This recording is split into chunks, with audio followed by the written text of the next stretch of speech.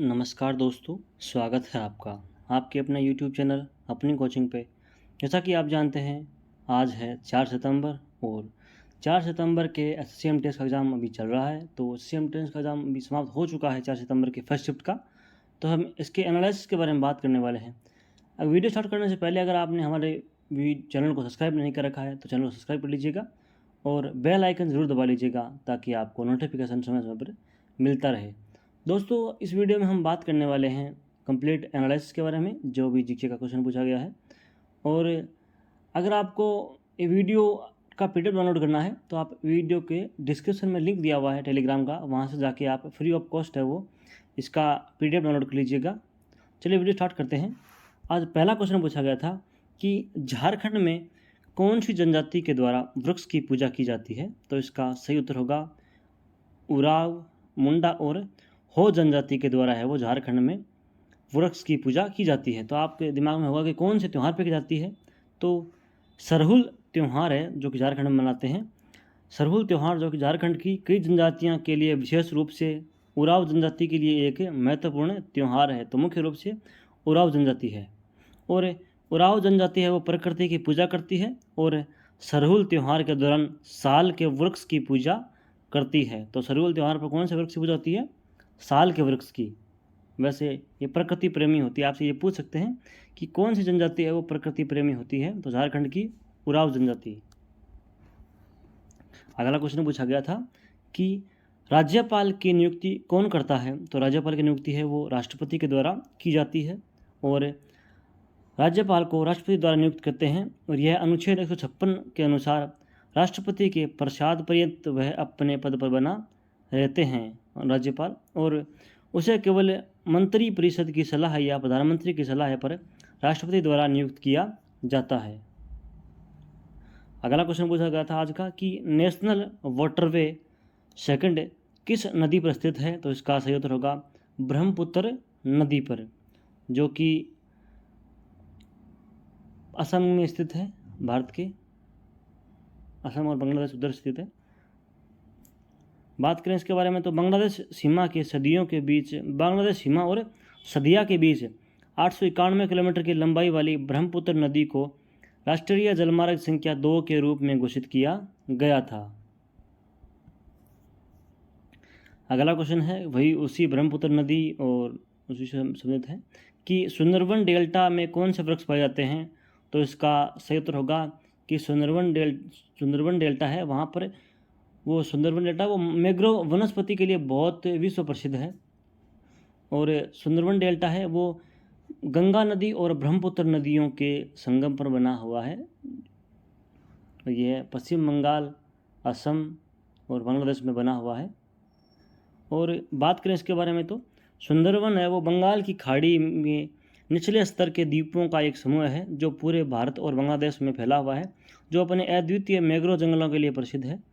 बांग्लादेश और भारत भर में फैली हुई 10,000 किलोमीटर की गीली और दलदली भूमि है, जो विश्व के सबसे बड़े सदाबहार वन रिजर्व में से एक है और रॉयल बंगाल टाइगर का एक निवास स्थान है। रॉयल बंगाल टाइगर है वो बाघों की एक उपप्रजाति है जो संख्या में सबसे अधिक है। तो रॉयल बंगाल टाइगर है वो सबसे अधिक कहाँ पाए जाते हैं? तो भारत के ये सदाबहार वन है जो कि सुंदरबन डेल्टा है, वहाँ पर सुंदरबन है, तो वहाँ पर पाए जाते हैं बंगाल टाइगर, पश्चिम बंगाल में।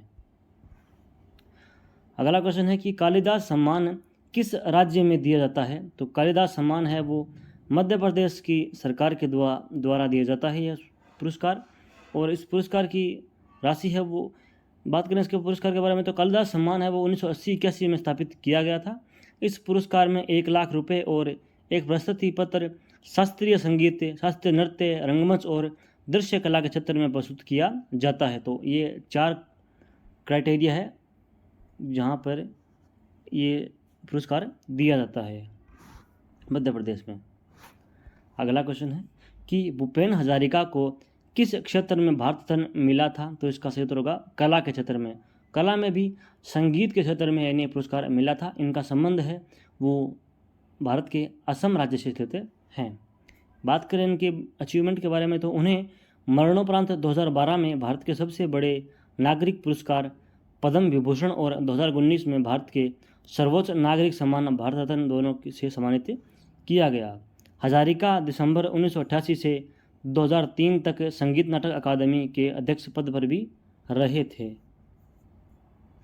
बात करें अगला क्वेश्चन के बारे में, तो 2023 में साहित्य नाटक अकादमी पुरस्कार किसे दिया गया था? तो इसका सही उत्तर होगा कवि बद्री नारायण को है वो साहित्य नाटक अकादमी पुरस्कार दिया गया था।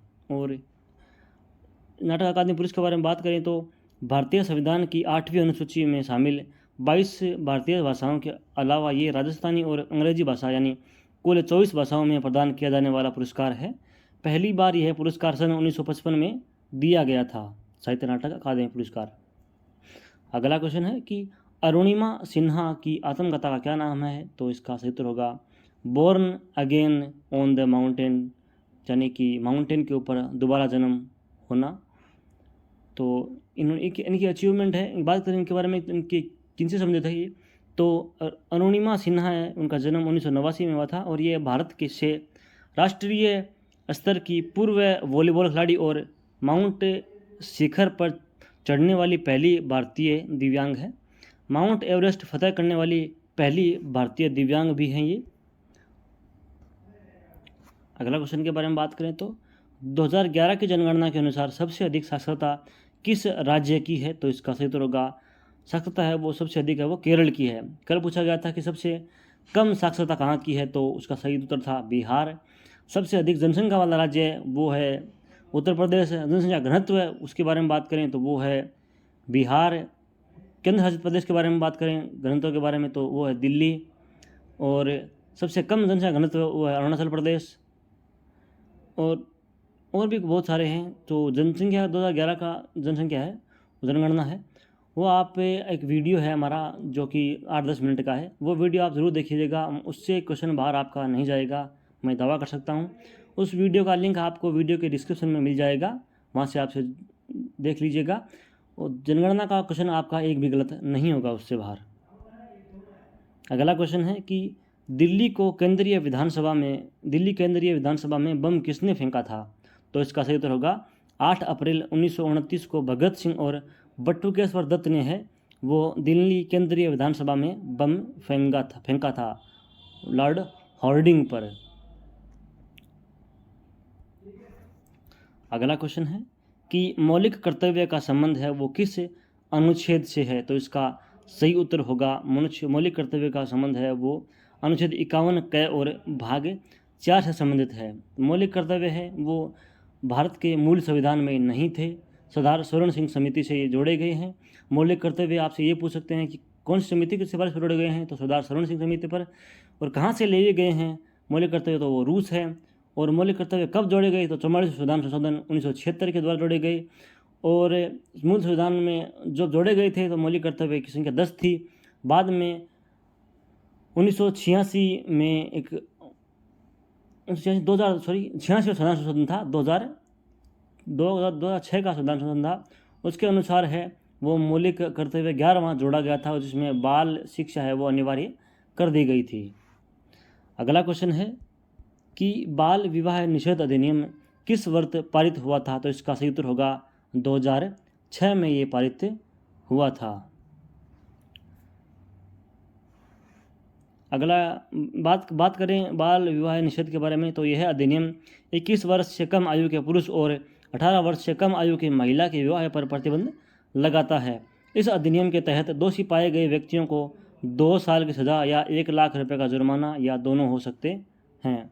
इस कानून के अनुसार इस तरह के विवाद से जन्म लेने वाले किसी भी बच्चे को या गर्भधारण को वैध माना जाएगा। अगला क्वेश्चन है ICAR के वर्तमान में महानिदेशक कौन है? तो इसका सही उत्तर होगा डॉक्टर हिमांशु पाठक। तो बात करें ICAR की फुल फॉर्म की, तो इसका सही उत्तर होगा कि भारतीय कृषि अनुसंधान परीक्षण है वो इसका फुल फॉर्म होता है। कि वर्तमान अध्यक्ष डॉक्टर हिमांशु पाठक है, जिन्होंने जुलाई 2022 में अध्यक्ष का पद ग्रहण किया था। अगला क्वेश्चन है कि ICC वर्ल्ड कप 2023 में कितनी टीमें भाग लेंगी? तो इसका सही उत्तर होगा 10 टीमें। और कल ये क्वेश्चन पूछा गया था कि ICC वर्ल्ड कप है वो कहाँ आयोजित होगा? तो उसका सही उत्तर होगा इस बार है वो भारत इसकी मेज़बानी करेगा। बात करें वनडे वर्ल्ड कप 2023 में कुल 10 टीमें भाग लेने वाली हैं। मेज़बान भारत के अलावा New Zealand, England, Australia, Pakistan, south Africa, Bangladesh और अफगानिस्तान ने तो इस टूर्नामेंट में अपनी जगह पक्की कर ली है। अगला क्वेश्चन है कि हिमाचल प्रदेश गवर्नमेंट ने डेयरी प्रोजेक्ट के लिए कौन सी योजना शुरू की है? तो इसका सही उत्तर होगा डेयरी इंडस्ट्री को बढ़ावा देने के लिए हिमाचल प्रदेश सरकार ने वो 500 करोड़ रुपए की हिमगंगा योजना की शुरुआत की है। तो योजना कौन सी है? हिमगंगा। बात करें इस योजना की, तो इस योजना के अंतर्गत देश में कुल दूध के उत्पादन के लिए डेयरी फार्म की स्थापना को बढ़ावा दिया जाएगा और दूध उत्पादन के लिए दूध उत्पादन से लेकर गाय या भैंसों की देखरेख, गायों की रक्षा के लिए घी निर्माण आदि सब कुछ मशीनरी आधारित होगा। तो मुख्य रूप से यह है डेयरी उत्पादन को है वो बढ़ावा देना है। अगला क्वेश्चन पूछा गया था कि अक्टूबर 2023 में खेले जाने वाले 37वें राष्ट्रमंडल खेल का आयोजन कौन सा राज्य करेगा? तो इसका सही उत्तर होगा कि गोवा है वो इस राष्ट्रमंडल खेल का आयोजन करेगा, 37वें राष्ट्रमंडल खेल का। और बात करें इसके बारे में, तो राष्ट्रीय खेल 2023 जो कि 25 अक्टूबर से 5 नवंबर तक गोवा में आयोजित किया जाएगा। राज्य के खेल मंत्री गोविंद गोड़े ने इसकी पुष्टि की थी। तो गोवा के राज्य खेल मंत्री कौन है? तो गोविंद गोड़े। अगला क्वेश्चन है कि विंग्स ऑफ फायर पुस्तक के लेखक कौन है? तो विंग्स ऑफ फायर है वो पुस्तक जो है वो डॉक्टर APJ अब्दुल कलाम की वो जीवनी है। और बात करें इसके लेखक के बारे में, तो इसके लेखक है वो डॉक्टर APJ अब्दुल कलाम खुद, और इसके सह लेखक की बात करें तो वो है अरुण तिवारी हैं। अगला क्वेश्चन है कि पनामा नहर है वो किस किस को जोड़ती है? तो इसका सही उत्तर होगा अटलांटिक महासागर और प्रशांत महासागर को है वो पनामा नहर जोड़ती है। बात करें और इसके बारे में, तो इमेज कैप्शन संबंध के रास्ते होने वाले अंतर्राष्ट्रीय कारोबार का एक बड़ा हिस्सा पनामा नहर से होकर गुजरता है। यह प्रशांत महासागर और अटलांटिक महासागर को आपस में जोड़ती है। एक क्वेश्चन था इंग्लिश का कि एंटोनियम ऑफ अब्सकॉन्ड, यानी अब्सकॉन्ड का अर्थ होता है छोड़ना। तो इसका सही उत्तर होगा फेस, यानी किसी का सामना करना, ज्वाइन यानी किसी को ज्वाइन करना, या फिर स्टे यानी उधर स्थिर रहना, और कंटिन्यू यानी जारी रखना। तो इसका ये एंटोनियम होगा। सेकंड शिफ्ट के वीडियो के बारे में बात करते हैं। पहला क्वेश्चन पूछा गया था कि भारत के दोनों सदनों का चुनाव कौन करवाता है? तो इसका सही उत्तर होगा कि भारतीय निर्वाचन आयोग। अगर आपको इस वीडियो का PDF डाउनलोड करना है तो आप हमारे टेलीग्राम चैनल है उसका लिंक जो कि वीडियो के डिस्क्रिप्शन बॉक्स में दिया हुआ है, वहाँ से जाके है वो डाउनलोड कर लीजिएगा अपना PDF फ्री ऑफ कॉस्ट।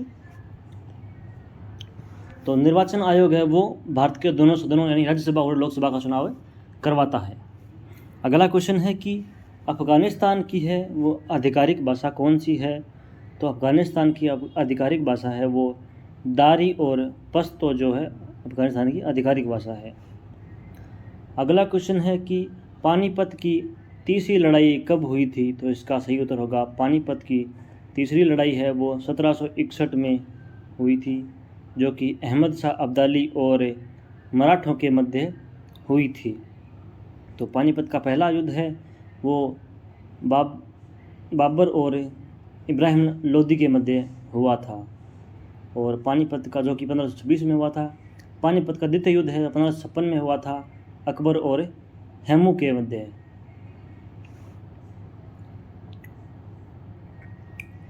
अगला क्वेश्चन है बुद्ध पूर्णिमा हिंदू कैलेंडर के अनुसार किस महीने में मनाया जाता है? तो इसका सही उत्तर होगा कि हिंदू कैलेंडर का जो कि सेकंड महीना है जो कि चैत्र के बाद आता है वैशाख, तो वैशाख माह की पहली पूर्णिमा है उस दिन है वो बुद्ध पूर्णिमा उसे कहते हैं। अगला क्वेश्चन है कि Sita and illustrated retelling of the Ramayana पुस्तक के लेखक कौन हैं? तो इसका सही उत्तर होगा देवदत्त पटनायक जो है वो Sita and illustrated retelling of the Ramayana पुस्तक के लेखक हैं। बात करें अगले क्वेश्चन की, तो अनुसूचित जाति और जनजाति विधेयक दिसंबर 2022 किस राज्य से संबंधित है? तो इसका सही उत्तर होगा यह विधेयक है वो उत्तर प्रदेश से संबंधित है। जो कि अनुसूचित जाति और अनुसूचित जनजाति के लिए यह विधेयक लाया गया था। अगला क्वेश्चन है कि 1927 में मंदिर में प्रवेश आंदोलन किसने शुरू किया था? तो डॉक्टर भीमराव अंबेडकर जी ने है वो 1927 में है वो मंदिर प्रवेश आंदोलन शुरू किया था। अगला क्वेश्चन है कि पुरुष हैंडबॉल में जो बॉल होती है उसका वज़न कितना होता है? तो हैंडबॉल का वज़न है वो पुरुष हैंडबॉल का वो 425 से लेकर 475 ग्राम के बीच में होता है। अगला क्वेश्चन है कि बौद्ध काल का सबसे पुराना स्तूप कौन सा है? तो बौद्ध काल का सबसे पुराना स्तूप है वो सांची का स्तूप है, जो कि मध्य प्रदेश में स्थित है। एक अगला क्वेश्चन था कि नीति निर्देशक सिद्धांत का कौन सा कथन सही नहीं है? तो इसका सही उत्तर होगा कि सत्तावादी सिद्धांत है वो नीति निर्देशक तत्व का कथन नहीं है। समाजवादी सिद्धांत है, गांधीवादी और उदार और बौद्धिक सिद्धांत है, ये तीनों ही है वो नीति निर्देशक सिद्धांत हैं। ये सत्तावादी सिद्धांत है वो नीति निर्देशक सिद्धांत नहीं है। बात करें अगले क्वेश्चन की, तो अरब सागर से कौन से महासागर का विस्तार होता है? अरब सागर कौन से महासागर का विस्तार है? तो अरब सागर है वो हिंद महासागर का विस्तार है। अगला क्वेश्चन है कि भारत ने किसे हराकर पहली बार महिला जूनियर हॉकी एशिया कप जीता है? तो इसका सही उत्तर होगा भारत ने है वो दक्षिणी कोरिया को हराया है और पहली बार जूनियर हॉकी एशिया कप की विजेता बनी है। अगला क्वेश्चन है कि वित्तीय वर्ष क्या होता है? तो वित्तीय वर्ष होता है जो एक साल में या एक वर्ष में सरकार के आय और व्यय का लेखा जोखा होता है, उसे वित्तीय वर्ष कहा जाता है। बहुत बार आपसे यह प्रश्न पूछते हैं कि वित्तीय वर्ष कब से कब तक होता है? तो इसका सही उत्तर होगा कि 31 मार्च तक होता है और 1 अप्रैल से शुरू होता है। तो 1 अप्रैल से 31 मार्च तक है वो वित्तीय वर्ष होता है। अगला क्वेश्चन है कि गोविंद सागर या भांकड़ा नांगल परियोजना है वो किस राज्य में स्थित है? तो इसका सही उत्तर होगा कि यह हिमाचल प्रदेश में स्थित है, ऊना और बिलासपुर जिले में। और यह योजना कौन सी नदी पर है? तो यह सतलज नदी पर यह बांध परियोजना है, गोविंद सागर बांध परियोजना। यह भारत की कृत्रिम मीठे पानी की सबसे बड़ी कृत्रिम झील है। अगला क्वेश्चन है कि गुआ और नोवामंडी खाद्यान्न ने भारत के किस राज्य में स्थित है? तो गुआ और नोवामंडी खाद्यान्न है वो भारत के झारखंड राज्य में स्थित है। बात करें अगले क्वेश्चन की, तो का साथ मस्ती है या विजय उत्सव वह वो मणिपुर के किस जनजाति के द्वारा मनाया जाता है? तो इसका सही उत्तर होगा कि यह मणिपुर की खासी जनजाति है, जो कि गारो खासी जयंतियाँ पहाड़ियाँ हैं, खासी पहाड़ियाँ हैं, वहाँ पर यह जनजाति पाई जाती है। तो उससे खासी जनजाति के द्वारा है वो विजय उत्सव मनाया जाता है। एक अगला क्वेश्चन है कि पंडित रविशंकर कौन सा वाद्य यंत्र बजाते थे? या पंडित रविशंकर का संबंध कौन से वाद्य यंत्र से है? तो इनका संबंध है वो सितार से है। ये महान सितार वादन और संगीतकार थे। अगला क्वेश्चन है कि बिरसा मुंडा अंतर्राष्ट्रीय हॉकी स्टेडियम किस राज्य में स्थित है? तो इसका सही उत्तर होगा कि यह उड़ीसा राज्य में बिरसा मुंडा अंतर्राष्ट्रीय हॉकी स्टेडियम में स्थित है। अगला क्वेश्चन है 19वां कि नटवरी लोक नृत्य शैली किस शास्त्रीय नृत्य का अंग है? तो इसका सही उत्तर होगा कथक का है वो नटवरी लोक नृत्य शैली है वो शास्त्रीय अंग है। तो कथक है उसका सही उत्तर। अगला क्वेश्चन है 20वां कि स्वास्थ्य प्रतिरक्षा प्रणाली कम प्रकाश में देखने की क्षमता और स्वस्थ त्वचा के लिए कौन सा विटामिन आवश्यक है? तो इसका सही उत्तर होगा विटामिन ए है वो इसके लिए आवश्यक है। वैसे विटामिन ए की कमी से है वो रतौंधी रोग होता है, विटामिन बी के कमी से बेरी, विटामिन सी सक्रिवी और डी की कमी से रिकेट्स रोग होता है। आपसे यही पूछते हैं कि विटामिन की कमी से कौन सा विटामिन की कमी से कौन सा रोग होता है। अगला क्वेश्चन है कि शंभू महाराज का संबंध कथक के किस घराने से है? तो इनका संबंध है वो कथक के लखनऊ घराने से है। वैसे शंभू महाराज, बिरजू महाराज जैसे जिनके अंत में है वो महाराज लगता है, लच्छू महाराज, तो जिनके अंत में महाराज लगता है वो लगभग सभी व्यक्ति जो हैं महान व्यक्ति वो लखनऊ घराने से संबंधित है और इनका संबंध है वो कथक नृत्य से ही इनका संबंध है। अगला क्वेश्चन है 22वां की अनटचेबल पुस्तक के लेखक कौन है? तो इसका सही उत्तर होगा मुल्क राज आनंद इस पुस्तक के लेखक हैं। अगला क्वेश्चन है 23वां कि 2022 में कुचिपुड़ी नृत्य में पद्मश्री अवार्ड किसे मिला है? तो इसका सही उत्तर होगा कि पद्मा रेड्डी को है वो कुचिपुड़ी नृत्य में है वो पद्मश्री अवार्ड मिला है। अगला क्वेश्चन 24वां कि भारत में सूक्ष्म वित्त संस्था का आयाम क्या है? तो इसका सही उत्तर होगा कि ग्रामीण क्षेत्र तक बैंकिंग सुविधा उपलब्ध करवाना ही भारत के सूक्ष्म वित्त संस्था का आयाम है, ये लक्ष्य है। अगला क्वेश्चन है कि आवर्त सारणी के समूह समय नहीं है, समूह एक का वह तत्व जो हवा में जाने के साथ ही धूमिल हो जाता है। तो इसका सही उत्तर होगा सोडियम। वैसे हाइड्रोजन, लिथियम, सोडियम, पोटेशियम ये सभी हैं जो आवर्त सारणी का समूह है, एक से संबंधित हैं। ये 25 क्वेश्चन दोस्तों हमें सभी सेकंड शिफ्ट के मिल चुके हैं, तो ये हमने सभी की बात कर ली है। अभी हम बात करते हैं इंग्लिश के कुछ क्वेश्चन की जो हमें मिले हैं। तो क्वेश्चन है कि एंटोनियम ऑफ गिल्टी, तो इसका सही गिल्टी का एंटोनियम है वो होगा इनोसेंट, यानी इसका एंटोनियम ये होगा। यही ऑप्शन में था, यही क्वेश्चन में था, ये बिल्कुल ऐसा ही था, सेम टू सेम। एक पूछा गया था कि एंटोनियम ऑफ एस सेक्टेसी, तो इसका सही उत्तर होगा डिस्पेयर है वो इसका एंटोनियम होगा एस्टेसी का। अगला है सिनोनिम यानी समानार्थक शब्द ऑफ ऑब्सेशन। अब तो ऑब्सेशन का समानार्थक शब्द होगा डिल्यूजन, फैसिनेशन और मेनिया। तो मुझे दोस्तों इसका ये ऑप्शन मुझे बताया था दोस्तों एक लड़के ने, तो मुझे ये लगता है ये ऑप्शन है। अगर आपको पता है कि ऑप्शन क्या दिया हुआ था तो आप कमेंट बॉक्स में बता सकते हैं कि सेकंड शिफ्ट में है वो क्या पूछा गया था इसके ऑप्शन में। अगला क्वेश्चन पूछा गया था कि one word of A creature depends up on other, तो इसका सही उत्तर होगा कि पैरासाइट यानी परजीवी। तो ये एक व्यक्ति, एक प्राणी या जीव जो दूसरों पर निर्भर होता है जीवित रहने के लिए, उसे कहते हैं परजीवी यानी पैरासाइट है। तो अगला है कि मिस स्पेल्ट ऑफ क्वेस्टोनेरई, तो ये इसका कुछ ऐसा कुछ यही था कुछ ऐसा, तो इसका मिस स्पेल्ट निकालना था। ये तो सही स्पेलिंग है, तो इसका ये कुछ गलत दिया हुआ था, इसका मिस स्पेल्ट पूछा था।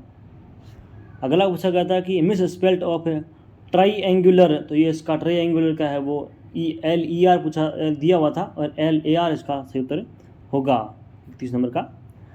अगला क्वेश्चन है कि एक क्रिमिनल इज कॉल्ड, एक क्रिमिनल को क्या कहते हैं? तो उसे अक्यूज्ड कहते हैं, एक क्रिमिनल को अक्यूज्ड कहते हैं। एक अगला क्वेश्चन था कि one word of study of sound and sound wave, तो यानी ध्वनि और ध्वनि तरंगों के अध्ययन को क्या कहते हैं? तो इसे कहते हैं एक्यूस्टिक्स। तो इसे ध्वनि और ध्वनि के अध्ययन क्या कहते हैं? एक्यूस्टिक कहते हैं इसे।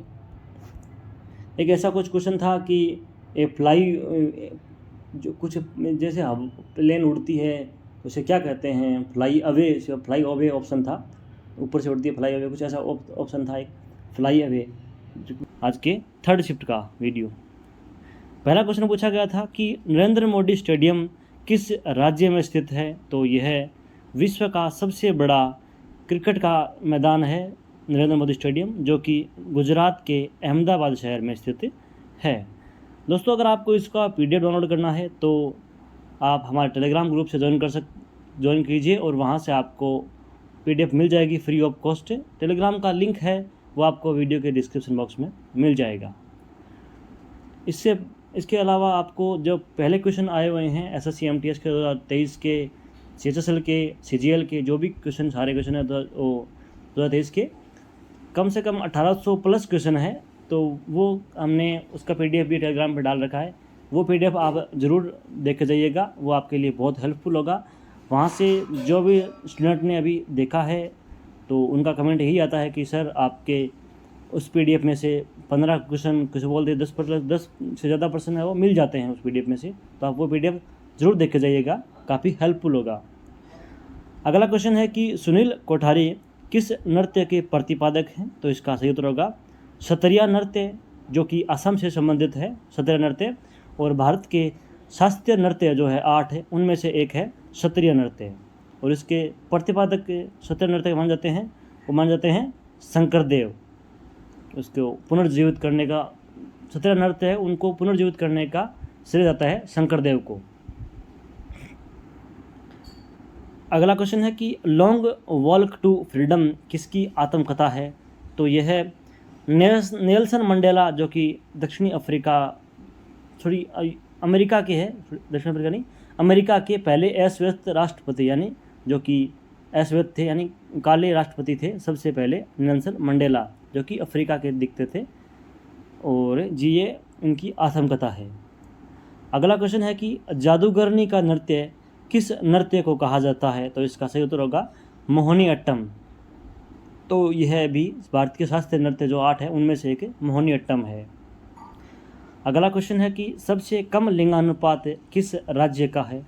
तो इसका सही उत्तर होगा हरियाणा का सबसे कम लिंगानुपात है, जिसका लिंगानुपात है वो 877।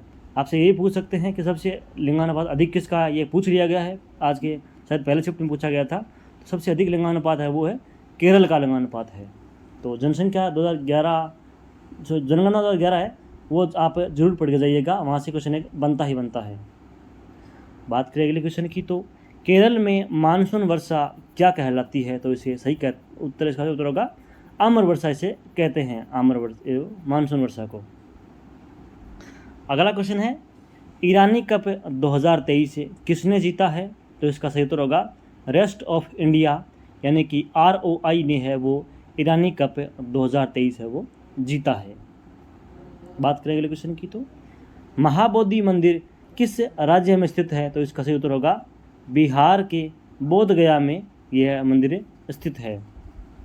अगला क्वेश्चन है कि निम्न में से कौन सा संगीतकार है वो पश्चिम बंगाल से है? तो इसका सही उत्तर होगा बप्पी लहरी, जो कि इनका हाल ही में निधन हो गया है। तो ये आपने ये भी गाना सुना होगा कि मेरे तो एल लग गई, वो गाना इन्हीं का है, जिनका संबंध है वो पश्चिम बंगाल से है। अगला क्वेश्चन है कि पैराथायराइड की कमी से शरीर में कैल्शियम की कमी हो जाती है, इस स्थिति को क्या कहते हैं? तो इसका सही उत्तर होगा हाइपोग्लाइसीमिया, इसका सही उत्तर होगा। पैराथायराइड की कमी से शरीर में कैल्शियम की कमी होती है, उससे रोग बनता है, वो हाइपोग्लाइसीमिया कहते हैं। अगला क्वेश्चन है कि मध्य प्रदेश की सीखो और कमाओ योजना में क्या क्या मिलेगा? तो सीखो और कमाओ, पहले तो ये क्वेश्चन बनता है कि सीखो और कमाओ योजना कहाँ की है, कौन से राज्य की है?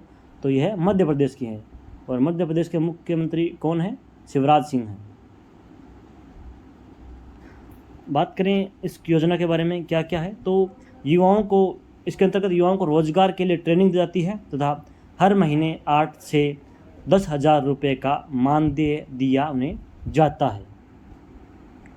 अगला क्वेश्चन है कि ट्रेनिंग और rural youth for self employment किस वर्ष शुरू हुआ था? तो इसका सही उत्तर होगा सन 1979 में है वो ट्रेनिंग और rural youth for self employment शुरू हुआ था। बात करेंगे अगले क्वेश्चन की, तो माइक्रो फाइनेंस बैंक को सस्टेनेबिलिटी या सवहनीयता के लिए क्या आवश्यक है? तो इसका सही उत्तर होगा दाता डोनर पर निर्भरता है वो माइक्रो फाइनेंस बैंक को आवश्यकता होती है, ये इसकी इन्वायरमेंट है। अगला क्वेश्चन है कि संसद के पास कार्यवाही जवाबदेही सुनिश्चित करने के लिए सबसे शक्तिशाली हथियार कौन सा होता है? तो इसमें 4 ऑप्शन दिए हुए थे, ऑप्शन हमने इंक्लूड नहीं किए हैं, तो इसलिए इसका सही उत्तर जो था वो था अविश्वास प्रस्ताव। बात करें अगला क्वेश्चन की, तो 1935 के भारत शासन अधिनियम संबंधित कथन कौन सा है?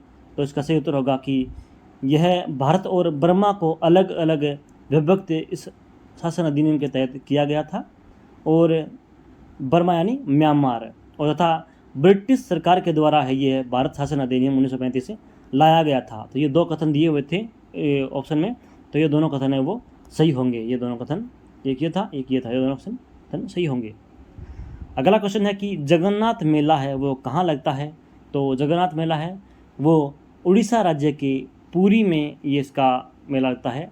तो आपने सुना ही होगा कि जगन्नाथ पुरी, तो जगन्नाथ पुरी जो है वो उड़ीसा में से संबंधित है।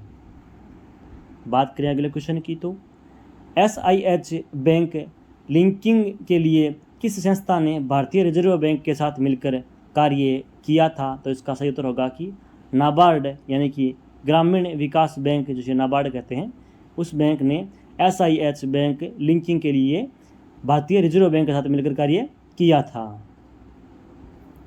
अगला क्वेश्चन है कि 42वां संविधान संशोधन किस वर्ष हुआ था। तो इसका सही उत्तर होगा कि 1976 में है वो 42वां संविधान संशोधन हुआ था।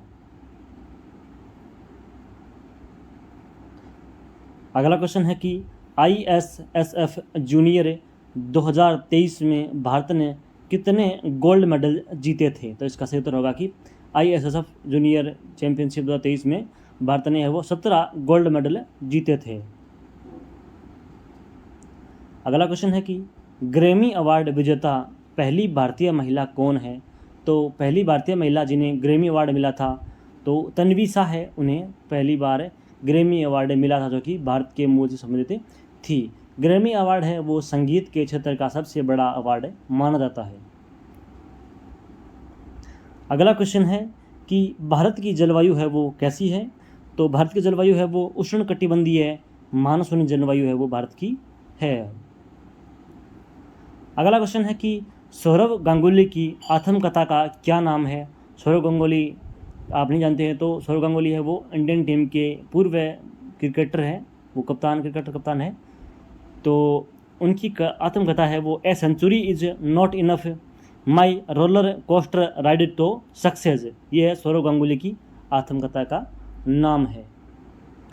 अगला क्वेश्चन है कि 1857 की क्रांति में बिहार से नेतृत्व किसने किया था। तो इसका सही उत्तर होगा कि कुंवर सिंह ने है वो 1857 की क्रांति में है वो बिहार से नेतृत्व किया था। आपसे क्वेश्चन बहुत बार SSC पूछती है कि जैसे झांसी से किसने किया था, तो झांसी से रानी लक्ष्मीबाई ने किया था।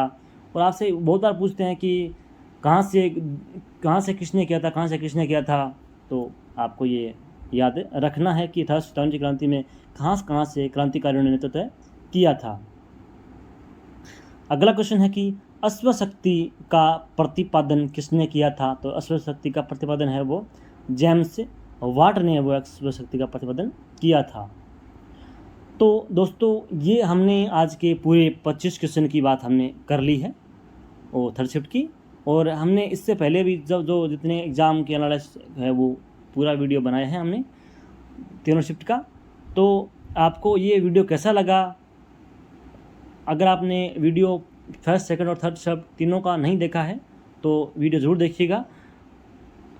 आपको ओपिनियन अपना कमेंट में बताइएगा कि वीडियो कैसा लगा है, अच्छा लगा, बुरा लगा, आपको कोई शिकायत हो या इंग्लिश के क्वेश्चन, जो भी क्वेश्चन आपको माइंड में जो भी क्वेश्चन आ रहे हैं, अगर आप हमसे कुछ छूट गया है क्वेश्चन जो आपको पता है तो आप हमें कमेंट बॉक्स में राय ज़रूर लिखिएगा। वीडियो को लाइक कीजिएगा, शेयर कीजिएगा और कमेंट है वो ज़रूर कीजिएगा, और चैनल को सब्सक्राइब है वो ज़रूर कीजिएगा। और अगर आपको इस वीडियो का PDF डाउनलोड करना है तो आप हमारे टेलीग्राम ग्रुप को ज्वाइन कर लीजिएगा, जिसका लिंक आपको वीडियो के डिस्क्रिप्शन बॉक्स में मिल जाएगा। वहाँ से जाके आप फ्री ऑफ कॉस्ट है वो डाउनलोड कर लीजिएगा वीडियो का PDF।